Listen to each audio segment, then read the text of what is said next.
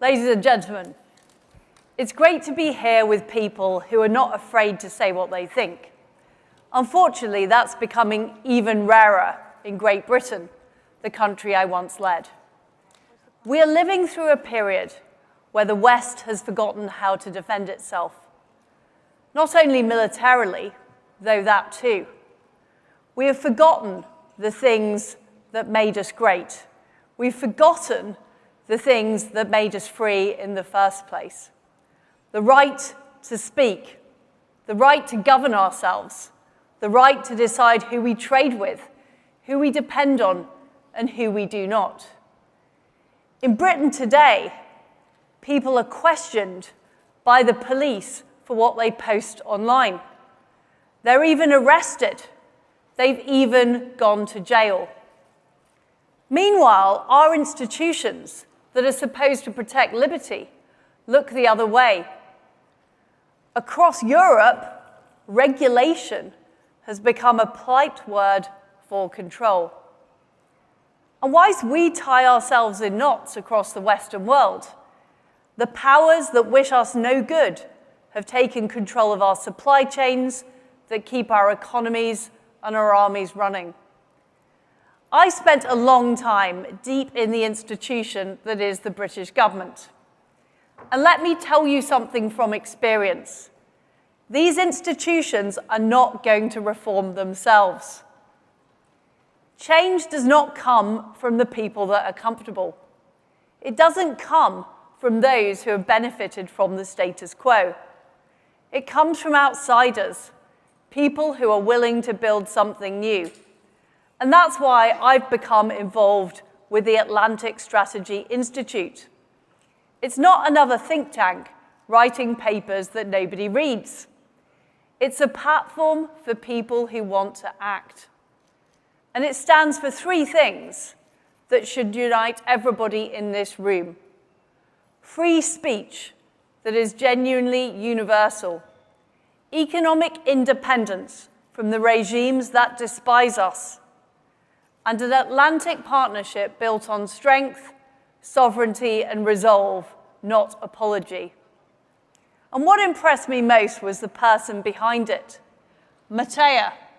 Now, Mateea did not arrive in this position from a comfortable Western upbringing, where freedom is simply assumed.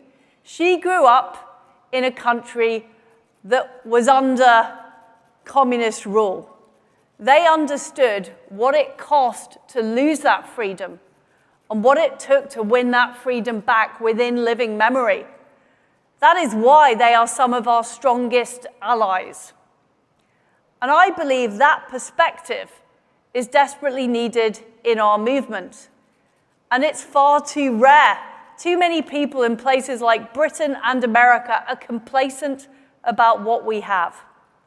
So I'm proud to support the Atlantic Strategy Institute, and it gives me great pleasure to introduce its founder, Mateea Petrescu. Over to you, Mateea.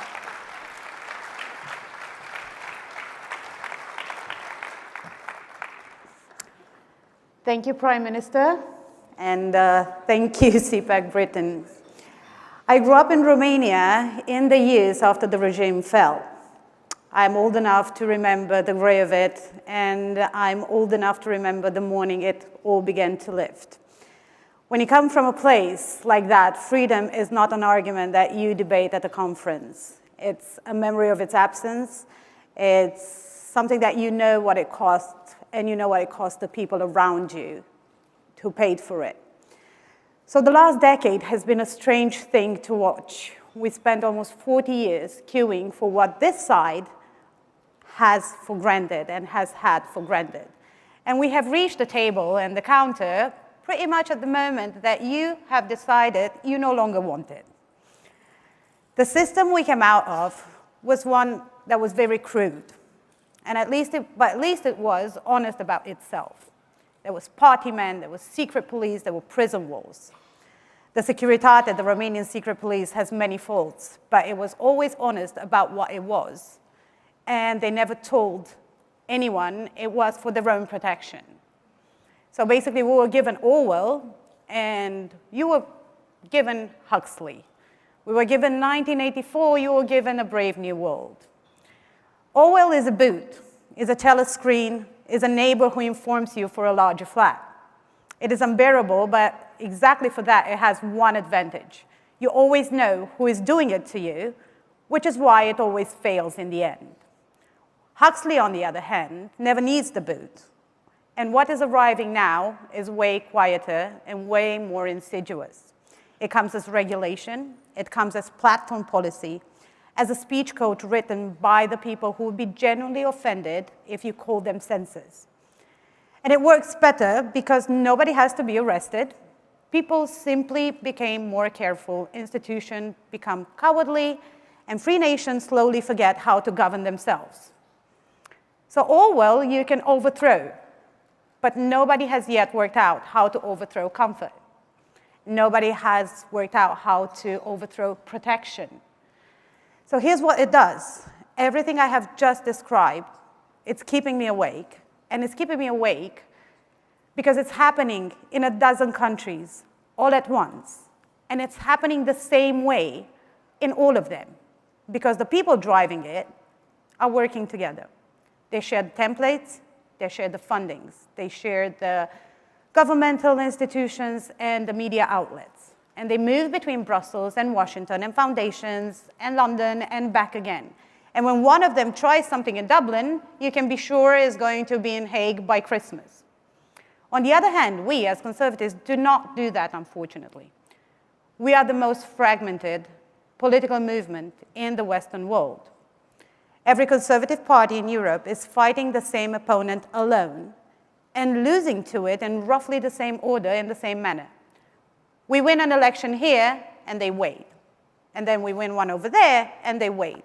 And the machinery never changes because the machinery was never national in the same place. And this brings me to why we built the Atlantic Strategy Institute. It is based in Brussels, and that is very deliberate. Brussels is where the rules get written for hundreds of millions of people in Europe who will never meet the person writing them. We get speech, we get technology, we get trade, we get borders, we get energy, everything gets regulated there. And for 30 years, almost nobody on our side has bothered to show up and do the boring part. The room was never empty, but it was just full of other people. And to be honest, it's far more enjoyable to complain about all of this from Brussels or London, and I have tried both. The Prime Minister has already named what we stand for. I'm going to take the part that's mine, and that's free speech, universally, including for people we find tiresome. A society that cannot speak cannot correct itself. And somewhere along the road, this has stopped being domestic nicety. The argument with authoritarian regime is fought through information now. If they can define reality, then they can shape the policy before anybody votes. If a bureaucracy can call censorship safety, it can silence you while claiming to protect you. And that is not a debate about manners, it's the whole contest. So this is the reason why the word Atlantic is in the name. If you look around this room, you have Britain, you have the United States, you have half of the parliaments of Europe, and almost everybody here agrees with almost everybody else. You'll meet, you'll be delighted to see one another, and then on Sunday, everybody's going to go home, and we're all going to start again from nothing. The people that we're arguing with, they all have one address book. So with the Atlantic Strategy Institute, we are building ours, and that's what the Institute is for.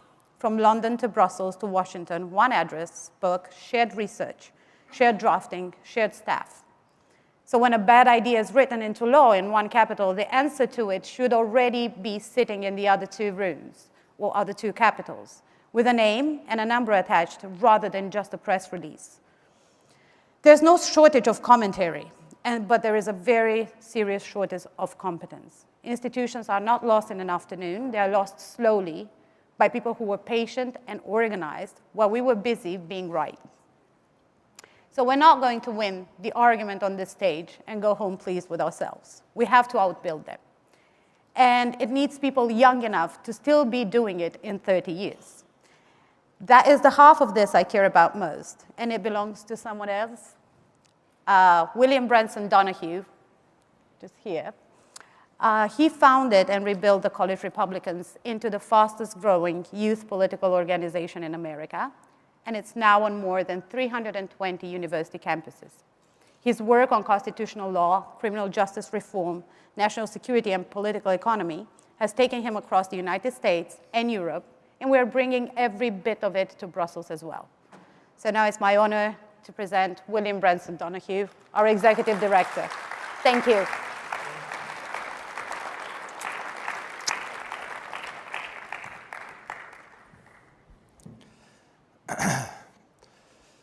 Thank you, Mateea. Thank you, Prime Minister. And thank you, CPAC Great Britain. Every political age has its temptation.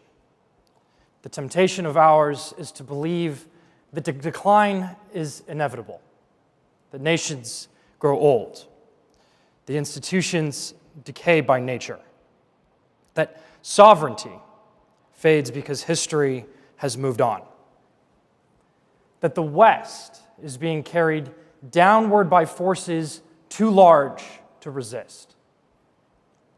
I don't believe that. Decline is not fate. Decline is a choice made many times over.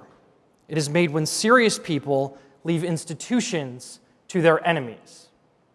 It is made when courage is treated as recklessness and cowardice as prudence. It is made when a civilization forgets that freedom is not self-executing. Freedom has to be defended. Power has to be claimed. Institutions have to be captured. And the future has to be built by people willing to bear the burden of command. That is why the Atlantic Strategy Institute exists. Mateea eloquently laid out our mission: sovereignty, free speech, economic independence, and Atlantic strength. My task is to make sure that that mission does not remain an idea. Because ideas alone do not govern. Principles don't staff ministries. White papers don't sit on committees. And speeches don't write laws. People do. The people who captured the commanding heights of our society understood something very simple. Power belongs to those who prepare for it. They took the fellowships, the staff jobs, the committees, the agencies, the universities, the foundations, and the NGOs, the media, and corporate boards. They did not win everything in one dramatic hour. They advanced patiently, year after year, appointment after appointment, until one morning they were no longer outside the room. There is no mystery in that. That's just discipline. And if discipline built the world that we are now living in, discipline can build a better one. That is why we are pleased to announce the formation of Young Global Statesmen, a new initiative of the Atlantic Strategy Institute dedicated to forming the next generation of political leaders. It is not an accessory to our mission. It is not the youth section we mention at the end so that students feel included. It is central to the whole project, because the West will not be renewed by people who merely understand what went wrong. It will be renewed by people capable of taking responsibility for what comes next. Young Global Statesmen is not a club. It is not a conference circuit. It is not a resume line. It is a formation ground for young people who intend to govern. We do not train spectators, we train operators. We need young men and women who can write memos, brief ministers, run campaigns, read treaties, understand how supply chains work, expose censorship regimes, build coalitions, and defend our institutions and stay standing when the pressure comes, where so many of our politicians today fold. That is the difference between a movement and a class of commentators. Commentators ask, who will save the country? Operators become the people a country can call upon. That is what we are building. Not outrage, formation.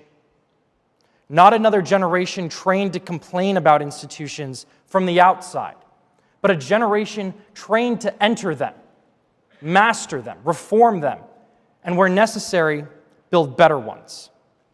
Because courage without competence burns out, and competence without courage sells out. The West needs both.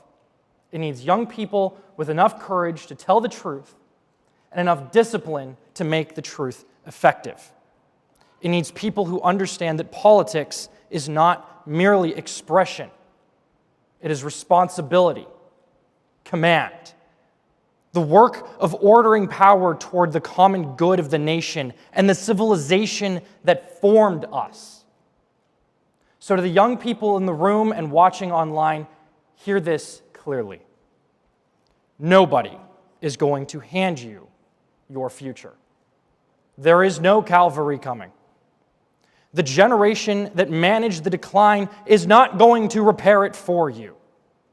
It falls to us. And that is not a curse. It's an inheritance.